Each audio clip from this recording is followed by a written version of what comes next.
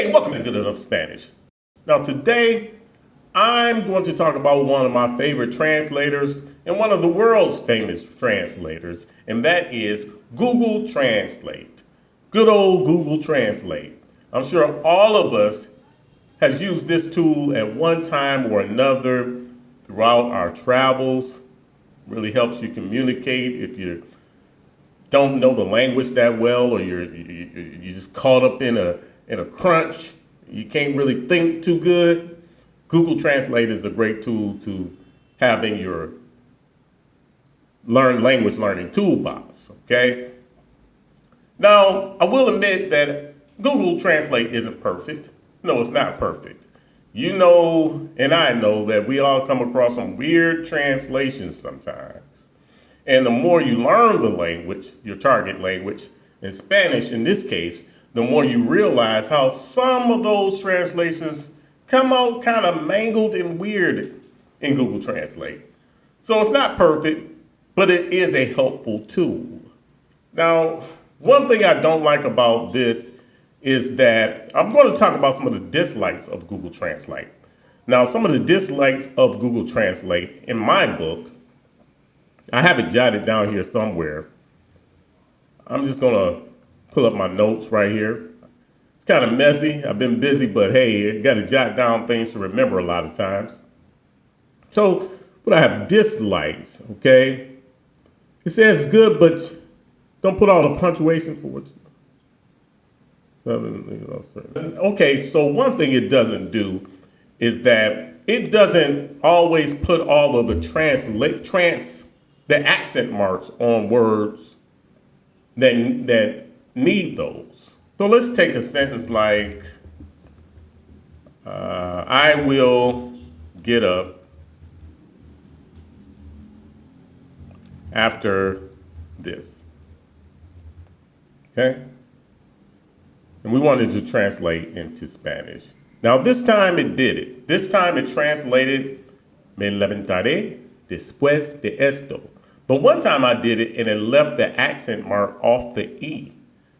And that's just not accurate. So I didn't like that. So maybe it has gotten a little better over time. You know how there's an AI engine behind Google Translate, so it's probably getting better and better all the time. So it was hit or miss there. Sometimes it leaves off these little accents and things like that. So that's just one of the things I didn't like about it. Also, a lot of times, if you don't put the period after things, like in this case, this is a sentence with a period at the end. If you fail to put the punctuation in at the end, sometimes it changes the whole meaning. Okay, I don't know if it'll do in this case, but let's see. Let me see if I have an example of that. Let's just say, what time do you close?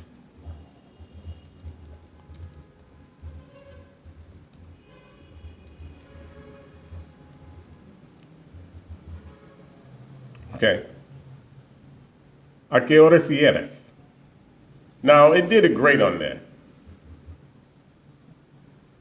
But you see, look, if I put what time, you see how it's changing? Now, it didn't leave it off, but it did change it. Look, ¿a qué hora cierras? Okay? And if I put a question mark in there, it changes. ¿A qué hora cierres? Why is that? So to me, it's not consistent. Like, I'm putting it in as English, a question. Why should it change when I put that question mark in at the end of it? Okay, so I think I know what it's doing. I think it's doing the Vosotros version. Okay, so why in the world would it change when I don't have the question mark on there?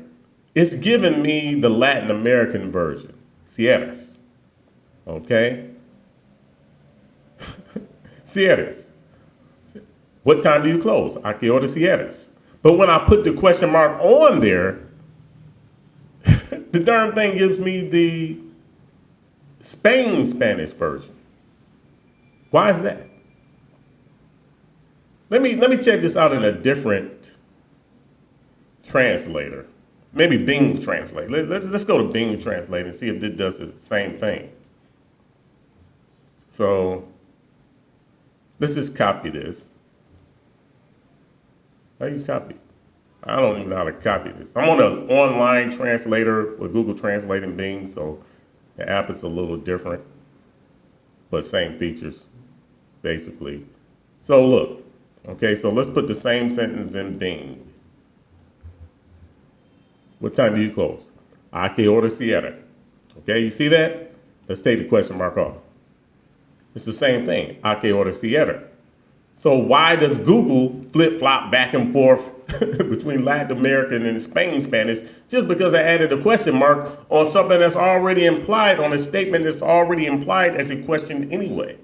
So those little quirks makes Google unstable, especially in the mind of a learner. I don't understand that, Google. Okay, so that's another thing. Little inconsistencies like that. Let's see what else we can find.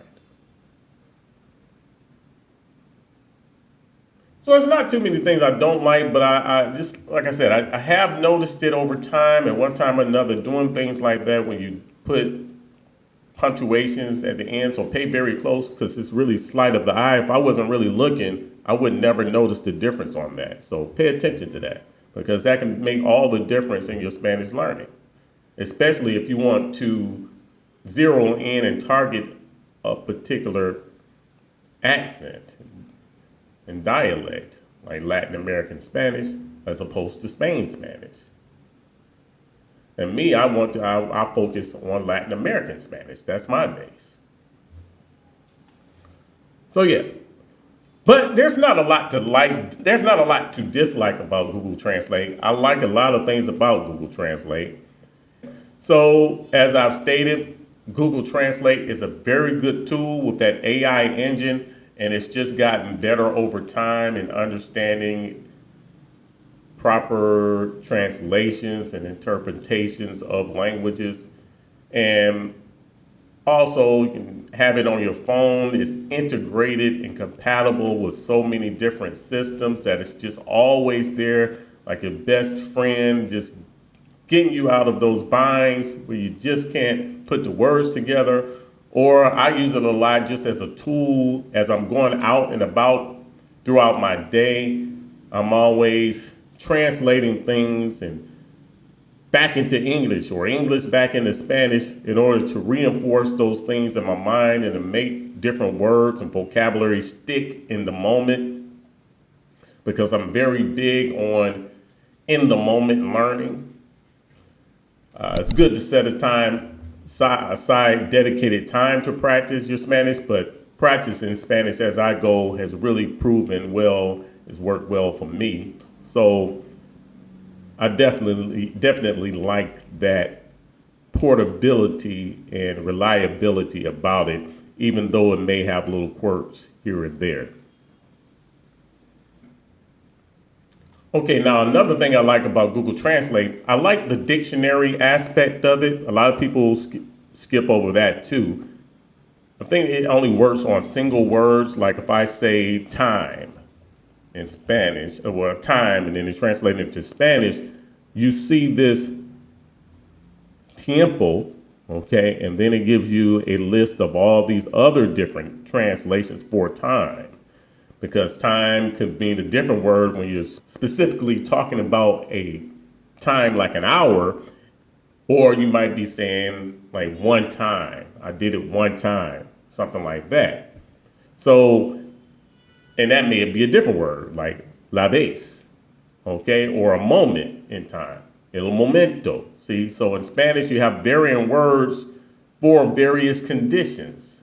It's not just straightforward like English, like we can use time, and that one word can be used for so many different things.